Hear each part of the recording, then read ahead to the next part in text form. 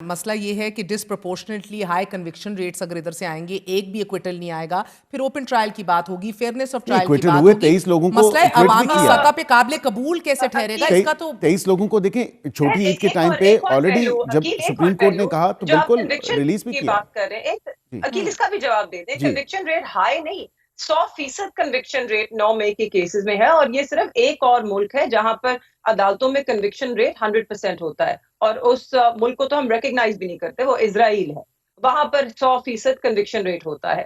تو آپ مطلب کر کیا رہے ہیں؟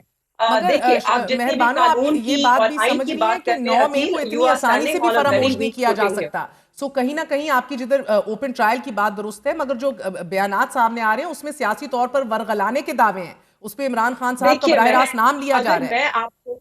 اگر میں آپ کو ملٹری کسٹڈی میں 1-1.5 سال سے زیادہ رکھوں، اور اگر میں آپ کو اس کسٹڈی میں آپ سے کوئی بیان لوں، تو اس بیان کی وقت بہت کم ہوتی ہے ایک اوپن کورٹ کے اندر۔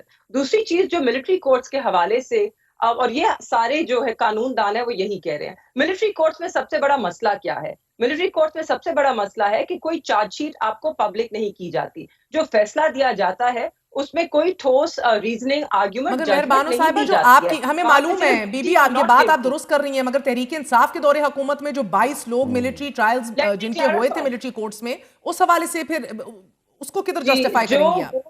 وہ تب جو اے پی ایس اٹیک کے بعد جب ہم نے، اور وہ پی ایم ایل این کی حکومت تھی جس کے اندر انہوں نے یہ جو کلوز لایا گیا، کانسٹیٹیوشن میں امینڈمنٹ کی گئی ٹی ٹی پی ٹیررسٹ کو اے پی ایس کورٹ کے بعد ٹرائی کرنے کے لیے، وہ ایک سنسیٹ کلوز امینڈمنٹ تھی، وہ ایکسپائر کر گئی 2019 میں جب ایکسپائر کی تو اس کے بعد ہماری حکومت نے اس کو آگے ایکسٹینڈ نہیں کیا۔ اس سے پہلے جتنے بھی لوگوں کے ٹرائل ہو رہے تھے وہ مکمل ہوئے کیونکہ آئینی ترمیم کی گئی، اور اگر ہم آئینی ترمیم پہ آتے ہیں تو ملٹری کورٹس تو وہی ہے نا جو اسی پارلیمان نے جس طرح بھی انہوں نے 26ویں آئینی ترمیم کی، اس میں بھی یہ اس کو پاس نہیں کرا سکے۔ تو اگر ہم اس ہاؤس کا بھی سینس لیں کہ جس ہاؤس کی لیجیٹمیسی کو ہم کوسچن کرتے ہیں، تو اس ہاؤس میں بھی اس کو میجورٹی حاصل نہیں تھی لوگوں کی کہ وہ پاس کر سکیں۔ تو آج بھی اگر اس پارلیمنٹ کو بھی دیکھا جائے، یہ پارلیمنٹ بھی نہیں تسلیم کرتی کہ اس طرح کی قانون سازی ہونی چاہیے ہے، یا ملٹری کورٹس کی سیویلین ٹرائلز کے لیے کوئی ضرورت ہے۔ سو بیرسٹر صاحب، یہ لٹکتی تلواریں مذاکرات کو کتنا افیکٹ کر سکتی ہیں؟ کیونکہ ان فیصلوں کی وجہ سے پاکستان کی بین الاقوامی دنیا میں بدنامی بھی ہو رہی ہے، اور پھر ایسے غیر انسانی عمل سے وہ قرار دیا جا رہا ہے کہ ملک کو معاشی بنیادوں کا سامنا بھی کرنا پڑ سکتا ہے، پابندیوں کا سامنا بھی کرنا پڑ سکتا ہے۔ Who is looking out for all this right now؟ دیکھیں of course government is addressing all these concerns, اور جو جس طرح وزیر اعظم صاحب نے بھی کہا کہ یہ یونیلیٹرلی سینکشنز لگا کے، and of course they have no effect whatsoever ایور، اس کو تو آؤٹ رائٹلی جو ہے ریجیکٹ کیا۔